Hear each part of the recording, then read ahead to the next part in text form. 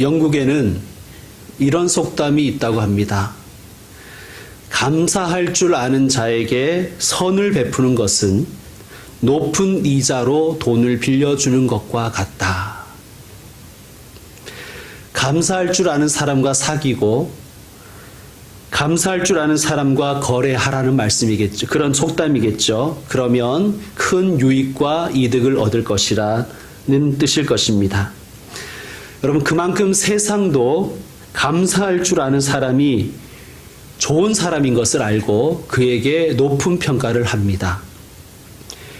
요즘 영끌 이런 표현을 많이 하죠. 영혼까지 끌어올려서 부동산과 주식에 투자한다고 합니다. 여러분, 가장 안전한 투자는 감사할 줄 아는 사람에게 투자하는 것입니다. 사랑하는 성도 여러분, 감사하는 사람이 되십시오. 그러면 이 세상에서 좋은 평가를 얻을 것입니다. 그리고 많은 유익과 이득을 얻을 것입니다. 하나님이 세상을 그렇게 만드셨습니다. 자, 여러분이 만약에 내가 대학생에게 장학금을 좀 줘야 되겠다, 개인적으로 이런 마음이 생겨서 그것을 이제 실천하게 되셨습니다. 그러면 여러분은 어떤 학생에게 장학금을 주시겠습니까? 공부 성적은 똑같다 보고요. 어떤 학생에게 여러분이 그 땀 흘려 번 돈으로 마련한 장학금을 주시겠습니까? 선한 사람에게 주시겠어요? 아니면 악한 사람에게 주시겠어요? 당연히 선한 사람에게 주겠죠. 정직하고 착한 학생에게 주지 않겠습니까? 됨됨이가 된 사람에게 주지 않겠습니까? 하나님이 이 세상을 만드실 때는 정직한 사람, 착한 사람, 그리고 됨됨이가 된 사람이 잘 되도록 세상을 그렇게 설계해 두셨습니다. 우리가 악한 자라도 우리가 누군가를 도와주고 싶을 때는 그런 마음이 생기는 것은 하나님의 형상을 우리에게 주셨기 때문입니다. 자, 그런데 우리는 사람의 됨됨이를 평가할 때 그 사람의 중심을 볼 능력이 없잖아요. 그러니까 주로 무엇을 가지고 평가합니까? 대부분이 인사 잘하는 사람을 좋게 봅니다. 그렇지 않습니까? 우리 이 다음 세대 아이들도 다 이쁜데 그 중에서도 인사 잘하면 특별히 더 이뻐 보이잖아요. 그죠? 저는 개인적으로 그렇더라고요. 그리고 감사할 줄 아는 사람이 사람을 보면 흐뭇하고 저 자녀 참 교육을 잘 받았다, 이런 평가를 하게 되어 있습니다. 여러분, 감사하면요, 세상에서 사람들에게 높은 평가를 받을 수가 있습니다. 그리고 하나님께 감사를 드리면 세상이 줄 수 없는 그러한 아름다운 복을 하나님은 우리에게 주시는 분이십니다. 하나님은, 사실 우리는 사람에게 감사할 때 우리의 중심을 숨길 수는 있어요. 그러나 하나님은 우리의 중심을 아시죠. 우리의 감사가 진심인지 아니면 그냥 거칠애적인 감사인지 주님은 아십니다. 그러므로 주님 앞에서 참되게 감사하는 사람은 주님이 그 감사를 받으시고 합당한 복을 허락해 주시는 줄로 믿으시길 바랍니다. 추수감사주일입니다. 추수감사주일은 감사를 발견하는 시간입니다. 그리고 그 감사를 표현하는 시간입니다. 여러분, 감사를 발견하시고 또 그 감사를 하나님께 드릴 줄 아는 복된 하나님의 사람, 그리고 오늘이 되었으면 좋겠습니다. 자, 감사가 얼마나 복된 것인지 오늘 우리가 낭독한 말씀에서 가르쳐 주십니다. 4절을 보시면 이렇게 되어 있죠. 감사함으로 그의 문에 들어가며. 여러분, 우리는 천국을 사모하지 않습니까? 또 천국이 우리의 삶에 지금 이루어지길 바라잖아요. 내가 살아가는 삶이 천국 되기를 바라지 않습니까? 하나님 계신 곳이 천국입니다. 그럼 이 천국에 어떻게 들어가느냐? 오늘 말씀을 보니 감사함으로 그의 문에 들어가며, 그렇게 말씀하고 있습니다. 여러분, 감사는 천국의 문을 여는 열쇠입니다. 감사함으로 그의 문에 들어가며, 감사하는 사람에게 천국 문이 열리는 거예요. 오늘 내 삶 속에서 내가 감사하면 그 자리가 천국이 되는 거예요. 감사할 줄 아는 가족들이 있는 가정은 그 가정이 천국입니다. 감사하는 교우들이 충만한 교회가 바로 천국의 문이 열리는 교회인 줄로 믿습니다. 여러분의 삶과 우리의 가정과 우리가 섬기는 교회가 천국 같은 곳이 되기를 우리는 기도하지 않습니까? 감사하십시오. 천국이 될 줄로 믿습니다. 자, 반대로 감사를 잃으면 어떻게 될까요? 예, 맞습니다. 지옥의 문이 열리는 거예요. 감사를 잃어버리면 지옥의 문을 여는 것과 같은 거예요. 자, 아무리 가진 것이 많고 아무리 산의 진미를 먹어도 감사할 줄 모르면 지옥입니다. 아무리 넓은 집에 살고 아무리 소득이 많아도 가족이 감사할 줄 모르면 지옥인 것입니다.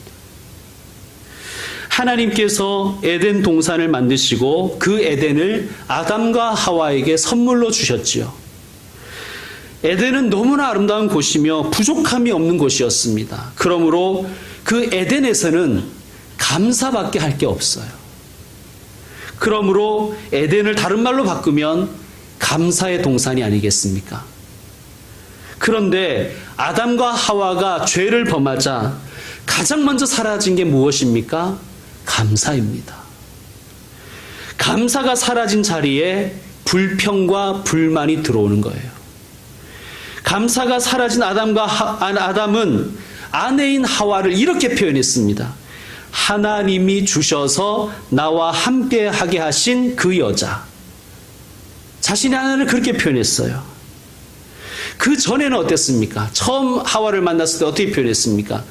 이는 내 살 중에 살이요 내 뼈 중에 뼈다. 이 사람 곧 나고 내가 곧 이 사람이다. 이렇게 표현한 그런 감격의 표현을 했던 사람인데 죄가 찾아오자 감사에 대한 건 감사는 다 사라져 버립니다. 여러분, 그 여자가 하나님 주신 건 맞는데요. 여러분, 하나님 주셨다고 뭐 다 결혼할 필요는 없잖아요. 결혼은 아담이 선택해서 한 거예요. 하나님 보내신 건 맞지만 싫으면 평양 감사도 지 싫으면 안 하는 건데 하와를 보고 그렇게 경탄하고 사랑하게 되어서 같이 살게 되면서 문제가 생기니까 저 여자 때문이라고, 당신이 주셔서 나와 함께 살게 한 저 여자 때문이라고 그렇게 이야기를 하는 거예요. 여러분, 하나님은 우리에게 은혜 베푸시는 분이시고 주시는 분이시지만 하나님이 억지로 살라고 하진 않으세요. 그것은 우리의 선택입니다. 여러분, 에덴에서도, 아무리 좋은 에덴에서도 내 입술에서 내 마음에서 감사가 사라지니 거기는 지옥인 거예요. 다른 것이 저주가 아니라 감사를 잃어버리는 것, 그것이 저주입니다. 존경받는 일본의 기독교 사상가인 우찌무라 간조는 저주에 대해서 이렇게 말했습니다. 하나님에게 저주가 있다면 그것은 질병도 실패도 배신당하는 것도 아닙니다. 만일 저주가 있다면 세 가지입니다. 첫 번째는 하나님이 믿어지지 않는 것입니다. 아무리 믿어보려고 해도 믿어지지 않는 것, 그것은 버림받은 심령입니다. 두 번째로 성경을 읽어도, 요절을 외워도, 성경을 많이 알아도 하나님의 말씀이 들리지 않는 것이 저주입니다. 성경을 읽는 중에 하나님의 음성이 들려와야 합니다. 이것이 안 들리면 그 사람은 저주받은 사람입니다. 세 번째는 감사하는 마음이 없는 것입니다. 감사하는 마음이 없고 원망과 불평뿐인 것, 그것이 저주입니다.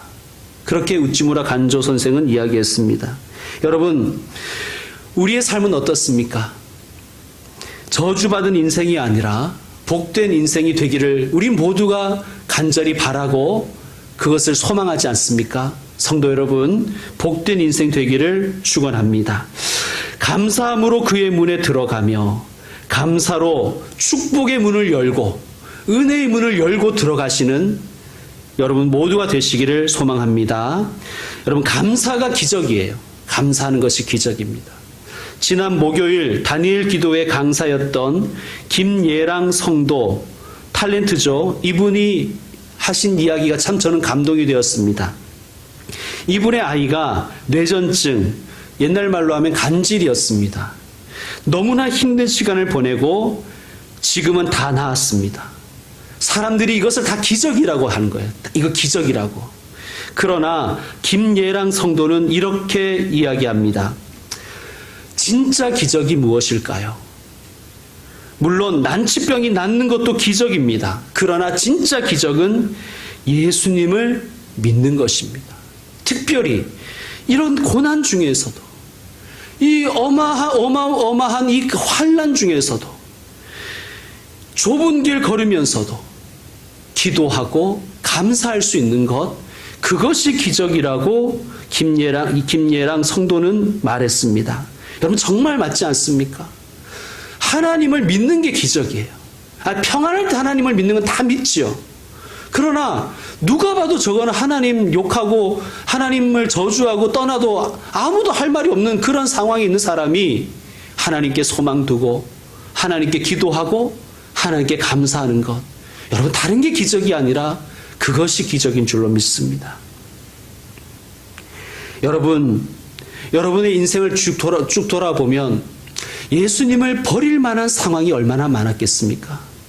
그런데 지금까지 아주 훌륭한 믿음의 위인은 아닐지라도 지금까지 내 신앙 지키며 하나님 믿고 하나님께 기도하고 감사할 줄 아는 여러분, 그런 삶을 살고 계시는 줄로 믿습니다.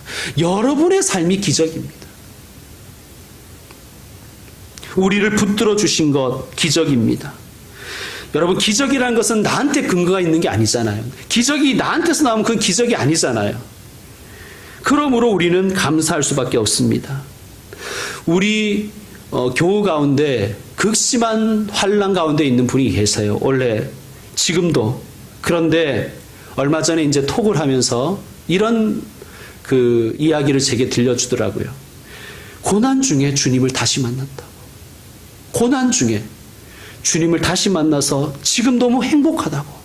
자신의 죄를 고백하고 주님 다시 만난 이때가 자기는 얼마나 감사한지 모른다고 그런 소식을 전해왔습니다. 여러분, 그게 기적이잖아요. 그게 기적 아니에요? 아니, 세상 사람이 보면 다 저 사람 하나님께 벌 받았다고, 저 사람 하나님께 맞았다고, 저 사람 지금 저주받았다고 그렇게 말할 만한 상황인데, 거기에서 내가 하나님을 만났다고, 그 상황 가운데 하나님을 만나서 너무 감사하다고 하는 것, 그게 정말 기적인 줄로 믿습니다. 여러분 따라합시다. 감사가 기적이다. 여러분, 감사하는 가정은요, 매일매일 기적을 경험하는 거예요. 감사하는 교회는 기적을 매주 경험하는 것입니다. 여러분, 여러분의 삶에 또한 가정에 또 우리 교회에 감사가 넘쳐서 기적이 언제나 일어나는 교회가 되기를 소망합니다. 감사는 축복을 축복되게 하는 거예요. 감사하는 마음이 없는 사람에게는 축복이 아닙니다. 자, 감사와 관련하여 말씀 한 곳을 더 찾아보겠습니다. 역시 시편 말씀이에요. 시편 50편 한번 찾아보시죠. 시편 50편 23절. 50편 23절입니다. 여러분 한번 읽어주십시오. 시편 50편 23절 시작.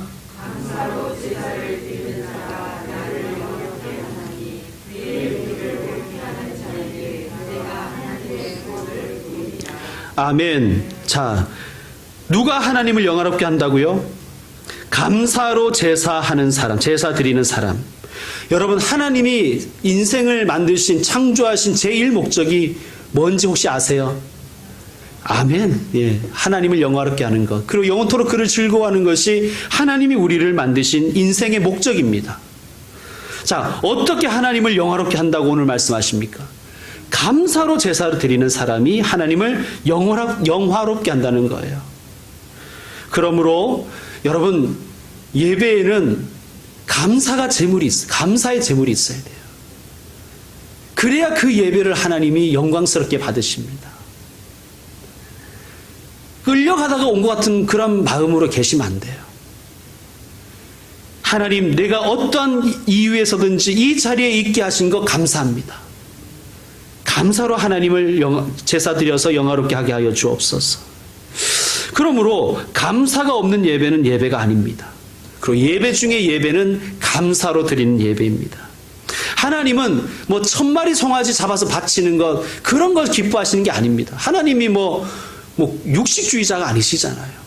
하나님은 감사로 예배 드리는 사람의 예배를 가장 기뻐하십니다. 여러분, 구약 성경을 읽어보면 제물을 하나님께 드리기 전에 꼭 하는 일이 있어요. 그냥 송아지 바로 드리면 안 되고 어떻게 해야 됩니까? 잡아서 드려서는 안 되는 부분을 잘라버리죠. 여러분, 감사가 제물 되기 위해서는요, 내 삶에, 내 입술에, 내 마음에 하나님께 드려서는 안 되는 것들 회개하는 시간이 필요합니다. 그것 없이 바치면 안 돼요. 여러분, 회개가 먼저 있어야 되고, 내 마음속에 있는 불평, 불만, 원망을 여러분 살펴보시고 잘라내버리시고, 입으로 지은 죄, 마음으로 지은 죄, 생각으로 지은 죄 다 주님 앞에 고백하고 주님 앞에 그때 감사를 드려야 됩니다. 그것이 하나님이 받으실 만한 제물이 될 줄로 믿습니다. 마지막으로, 하나님께 감사하는 사람은 하나님께만 감사해서는 안 되고요, 사람에게도 감사할 수 있어야 됩니다. 여러분, 하나님께 감사한 것으로 모든 걸 다 때우려고 해서는 안 되는 거예요. 혹시 여러분이 감사의 이제 나중에 설교 후에 감사 제목을 한번 적어보는 시간을 갖는데요. 부모님께 감사한 마음이 생겼으면 카드에만 하나님, 부모님을 주셔서 감사합니다, 이렇게만 적어서는 안 되고요. 오늘 꼭 부모님께 감사합니다. 길러주셔서 감사하고, 지금까지 보살펴 주셔서 감사합니다. 건강하게 살아계셔 주셔서 감사합니다. 꼭 그렇게 감사를 표현하시길 바랍니다. 자녀 때문에 감사하면요, 자녀에게도 감사를 표현하세요. 감사해, 고마워, 지금까지 건강하게 잘 자라줘서 고마워, 나와 함께 해줘서 고마워. 그렇게 감사를 표현할 수 있는 분들이 되셨으면 좋겠습니다. 예수님 당시에는 고르반이 되었다라는 표현이 있었어요. 고르반이란 건 뭐냐면 하나님께 드리는 선물이라는 뜻입니다. 그런데 주로 고르반을 언제 많이 이 말을 사용했냐면, 어떤 맹세를 할 때 뭐 걸고 하잖아요. 그죠? 이렇게 뭘 걸고 하는데, 그때 고르반이라고 하면, 예를 들면 내가 뭐 황소를 한 마리 걸고 맹세했습니다.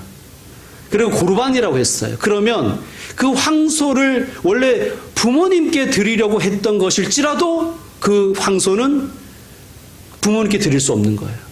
그 맹세한 사람에게 줘야 되는 거예요. 그게 이제 고르반법인데, 바리새인 중에는 이것을 악용하는 위선자들이 있었던 거예요. 부모님께 봉양을 할 책임이 있고 부모님께 드려야 되는 것인데 이 드리기 싫은 거예요. 그러니까 그때 뭐라고 얘기하냐면 고르반이 되었다 이러는 거예요. 그러면 부모님께 안 드려도 되는 거예요. 그러니까 자기의 재산을 가지고 다 하나님께 나는 내 재산을 고르반 되었다 이렇게 표현하면 부모님께나 다른 친지들이나 다른 어려운 분들에게 안 줘도 되는 거예요. 그리고 그들은 몰래 조금만 바치고 자기가 다 차지하는 거죠. 이게 아나니와 삽비라 사건이 그런 비슷한 것입니다. 예수님이 뭐라고 하셨습니까? 부모님께 드릴 것은 부모님께 드리고 하나님께 드릴 것은 하나님께 드려라. 여러분, 하나님께 드릴 것은 하나님께 드리고 사람에게 할 도리는 해야 됩니다. 그게 진짜 감사입니다. 하나님께 감사하셨습니까? 그러면 사람에게도 고맙습니다, 감사합니다 표현할 수 있는 복된 분들 되시길 바랍니다. 추수감사주의를 맞아서 저도 감사의 제목을 생각할 때 저는 여러분 교우분들이 너무 감사했습니다. 그래서 제가 이 시간 여러분께 인사 한번 하겠습니다. 여러분 고맙습니다. 감사합니다. 우리 서로 한번 인사 한번 하시죠. 예, 고맙습니다.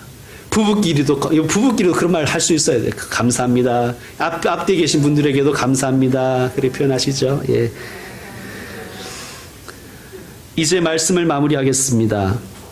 인터넷에서 읽은 글이 하나 있습니다. 영국의 극작가이며 두 아이의 엄마인 샬롯 키틀리라는 여성이 쓴 글입니다. 그녀는 어느 날 대장암 4기 진단을 받습니다. 간과 폐에 전이 되어 2번의 수술과 25회의 방사선 치료와 39번의 화학요법 치료를 잘 견뎌냈지만 2014년 9월 16일 끝내 세상을 떠났습니다.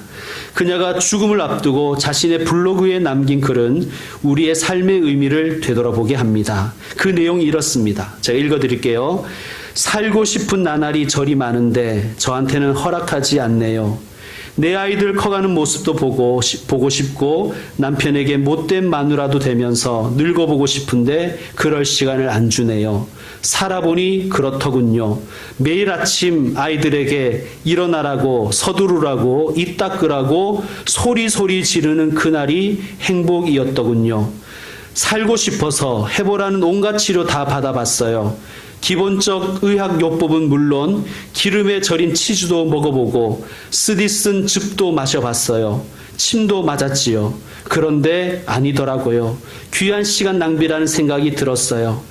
장례식 문제를 미리 처리해 놓고 나니 매일 아침 일어나 내 아이들 껴안아주고 뽀뽀해 줄 수 있다는 게 새삼 너무 감사하게 느껴졌어요.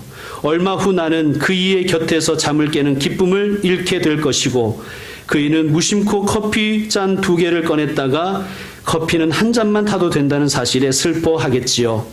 딸아이 머리 따줘야 되는데 아들 녀석 잃어버린 레고의 어느 조각이 어디로 굴러 들어가 있는지는 나만 아는데 그건 누가 찾아줄까요? 6개월 시한부 판정을 받고 22개월을 살았습니다.